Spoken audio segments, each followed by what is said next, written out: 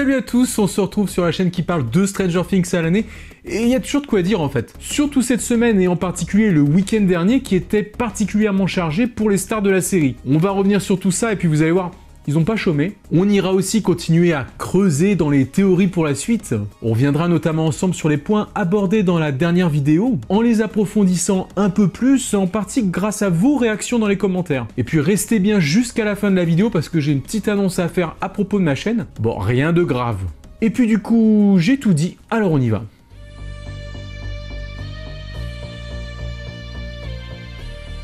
On va se mettre dans le bain en commençant par parler du week-end dernier, celui autour du 11 novembre. Et on peut dire qu'il était très chargé pour la team Stranger Things. Bon, déjà on va commencer par parler récompenses. Même si Stranger Things n'a pas été éligible aux Emmy Awards de cette année, la moisson des récompenses commence et nous donne déjà un aperçu de l'impact qu'a eu cette saison 3.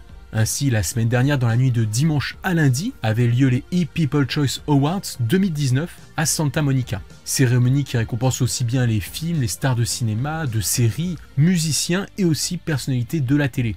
Et bien sûr, la récolte a été plutôt bonne pour la série des Frères Duffer, puisqu'elle a été sacrée meilleure série de l'année 2019. Et en plus, meilleure série dans la catégorie drama au passage, avec Noah et Caleb qui sont venus chercher le prix.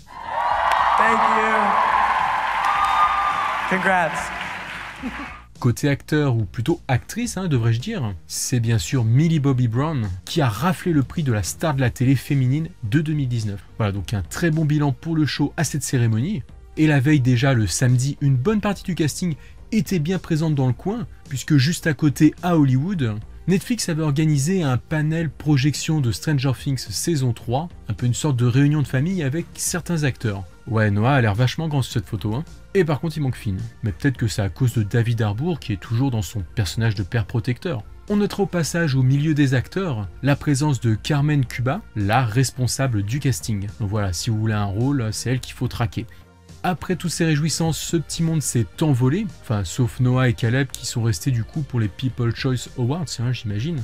Et donc pour d'autres, direction New York, pour un autre événement dédié à la série et à sa dernière saison. Cette fois on remarquera que quelques acteurs ont troqué leur place, avec entre autres la belle Natalia Dyer, non pas ça, et Charlie Eaton, vous le savez, ils sont inséparables ces deux-là maintenant.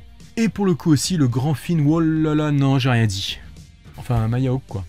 Bref, l'événement a été organisé de façon assez similaire à celui d'Hollywood, de manière à ce que la troisième saison du show Netflix puisse se qualifier pour les Screen Actors Guild Awards. Du coup, à 2 jours d'intervalle, on avait sur les deux côtes américaines le même événement avec une bonne partie des acteurs à chaque fois. Ah oui tiens, au passage, ça fait longtemps que j'en avais pas remis une couche, alors je vous laisse regarder cet extrait du panel de New York. With Billy dying, Hopper dying, Eleven losing her powers, the buyers Stop moving saying away. he's dying. We don't know yet. We don't? Voilà, moi je dirais rien de plus, c'est à vous d'en tirer les conclusions. Pour moi ça fait un peu genre, ah bon, j'ai le droit de dire que je suis pas mort? Voilà.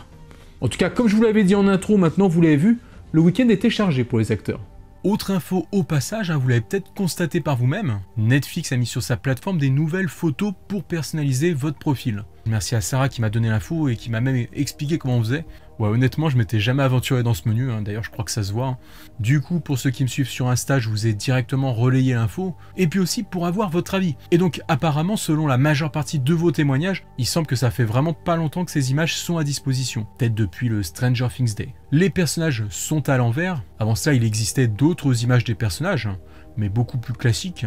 Et du coup, est-ce que ça pourrait être un signe, je sais pas moi, avec ces particules de l'Upside Down dans l'air, ça rappelle peut-être un peu Noël. Et pourquoi ne pas continuer à espérer des trucs, une petite surprise d'ici là?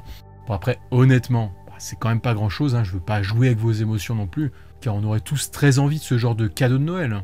Et puis comme ça veut vraiment rien dire, voilà, je veux pas cultiver l'espoir, mais on y pense quand même un peu, En tout cas, on notera que la plateforme continue à sa façon de communiquer sur sa série phare. Toujours est-il que toute cette activité en ce moment autour de Stranger Things, ça fait pas mal de choses, Est-ce que c'est bizarre tout ça? Ah non, c'est vrai, faut pas que je dise ça. Bon, mieux vaut qu'on passe à la suite.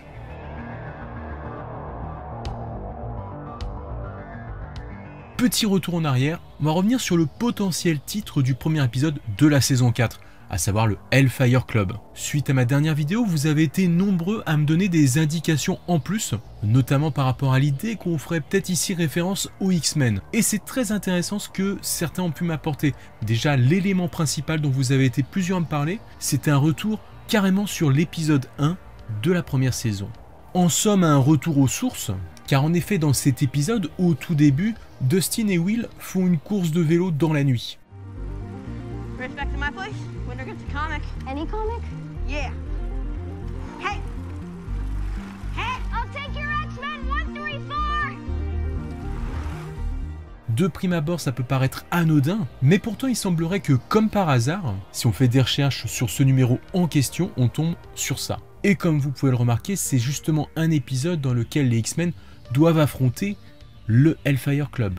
Et d'ailleurs, comme les frères Duffer ne font jamais vraiment rien au hasard, pouvons-nous vraiment parler de coïncidence à ce niveau-là? Je sais vraiment pas. Hein. Alors ça veut dire quoi? Est-ce qu'ils ont pu préparer cette notion de Hellfire Club autant en amont, dès les premières scènes du premier épisode de la série? Peut-être pas, non. Mais disons simplement que c'est peut-être une notion qu'ils avaient envie de mettre en avant, implicitement, pour éventuellement s'en servir directement plus tard. Du coup, ça m'amène forcément à m'intéresser quand même un peu plus au Hellfire Club de cette BD. Déjà, je le répète comme la dernière fois, je maîtrise pas parfaitement ce sujet. En tout cas, il paraît clair que ce club est constitué d'une bande de méchants. Et du coup, si un Hellfire Club pouvait être mis en avant au début de la prochaine saison, est-ce que ça pourrait pas être justement pour des antagonistes? On peut le voir sur la couverture de ce numéro que je vais garder comme exemple. Il est question ici d'utiliser l'une des héroïnes par ce groupe pour en faire un adversaire terrible. En l'occurrence, transformer Phoenix, qui est normalement une gentille, en leur Black Queen, leur reine noire.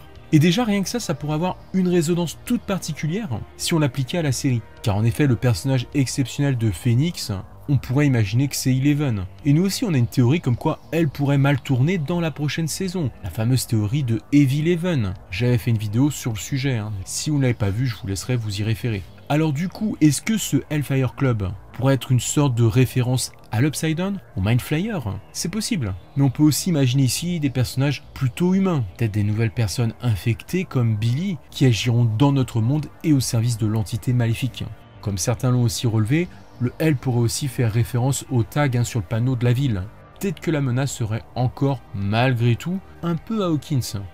Du moins comme point de départ.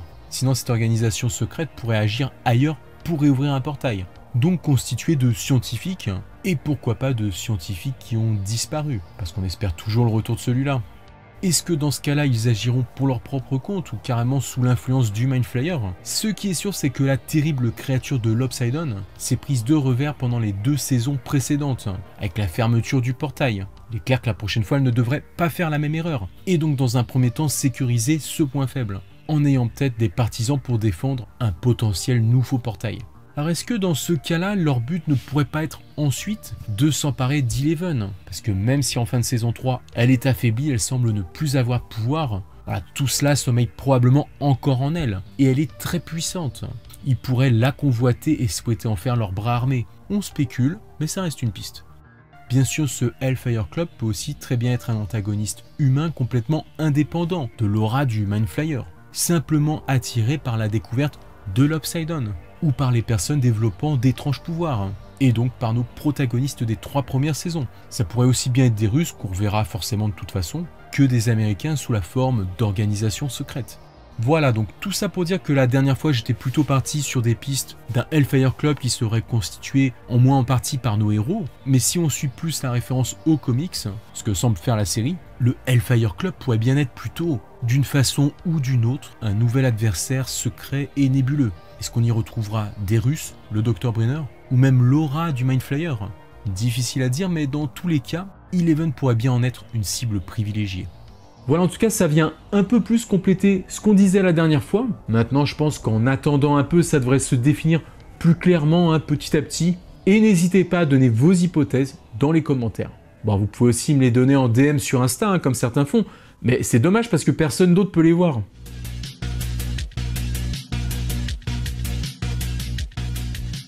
Comme Noël approche petit à petit, certains d'entre vous m'ont soumis l'idée de refaire une sorte de récap en vidéo du merchandising qu'on avait eu ces derniers temps à propos de Stranger Things. Du coup, je me disais que plutôt ce qui serait bien, ce serait pas forcément de tout énumérer, mais plutôt d'aller dans ce qui s'est fait de mieux en particulier.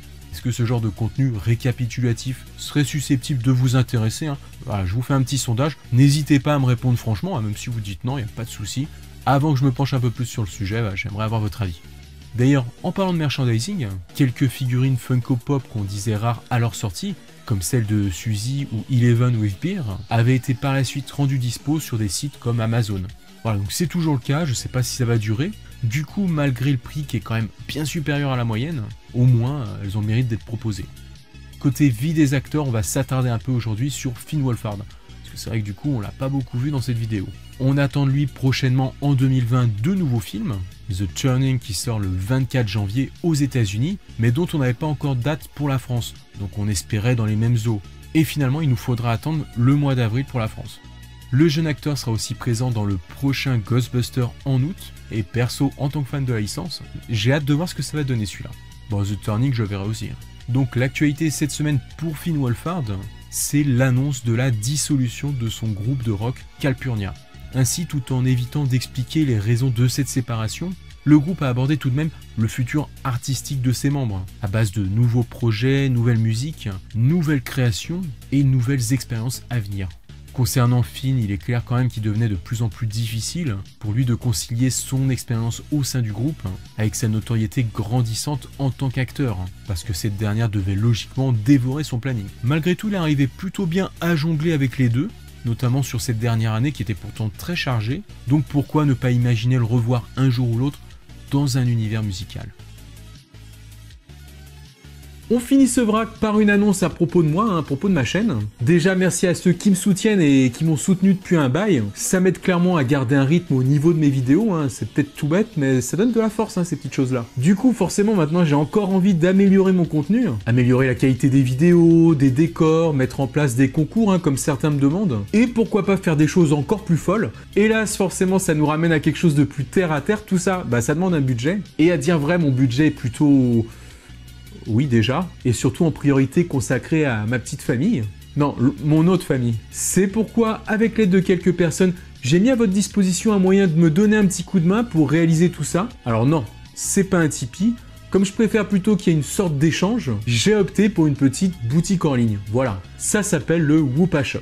Ouais, je sais, je me suis pas cassé le cul pour le nom, je vous l'accorde. Il y a plein de petits trucs comme ces housses de coussins par exemple. Si vous avez un vieux coussin que vous pouvez plus voir, hop, une housse comme ça par-dessus, ça lui redonne tout de suite de l'intérêt. Si vous trouvez des produits qui vous intéressent sur le shop, en les achetant comme ça, déjà, vous vous faites plaisir. Et puis vous savez qu'une partie de ce que la boutique gagnera me permettra de réaliser des choses sur ma chaîne. Pour l'instant, il n'y a pas plus d'une dizaine d'articles dans la boutique, mais ça devrait continuer à arriver régulièrement. Et en signe de ralliement, c'est élastique, dans le style de celui d'Hopper et d'Eleven. Et quand vous prenez un truc dans la boutique, ça c'est cadeau d'office. En tout cas, comme j'aime être transparent, je voulais m'expliquer un peu sur le but de la manœuvre. J'espère que vous viendrez au moins jeter un œil. Bon, attention, c'est tout simple, c'est pas Amazon non plus. En tout cas, pour le moment, c'est actif pour la France, la Belgique et le Québec. Ouais, je sais, les Suisses et les autres, vous allez me tuer dans les commentaires. Mais voilà, c'est juste pour le moment. Avec ça, on a un peu fait le tour de tout ce que je voulais dire pour aujourd'hui. On finit comme d'hab avec vos collections. Et n'hésitez pas, si vous l'avez pas déjà fait, à filmer la vôtre et à me l'envoyer via Instagram. Je prends parce que j'ai bientôt fini de tout diffuser, celle qu'on m'a envoyée jusque-là. Est-ce qu'on va avoir quelque chose pour cette fin d'année à propos de Stranger Things? Clairement, il n'y a rien de concret, donc on continue à surveiller tranquillement. Et puis s'il y a des news, on se retrouvera bien assez tôt pour en parler. Ciao les amis.